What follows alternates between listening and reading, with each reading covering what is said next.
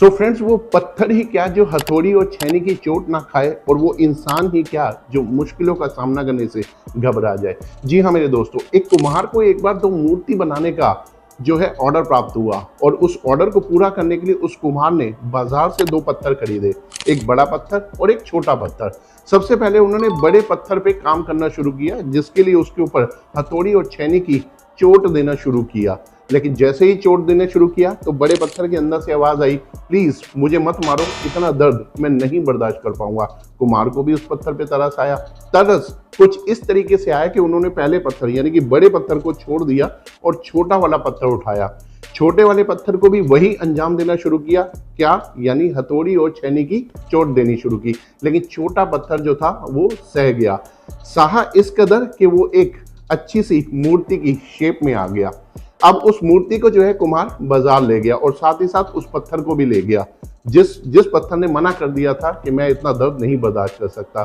तो जब वो बाजार में बिकने के लिए आई तो एक बार एक व्यापारी आया। व्यापारी ने उस मूर्ति को देखा, उसे मूर्ति बेहद पसंद आई और वो मूर्ति उसने खरीद ली। लेकिन जैसे ही मूर्ति खरीदी साथ में वो पत्थर भी दिखाई दिया, तो व्यापारी के मन में आया कि मैं इस पत्थर को भी ले लेता हूं।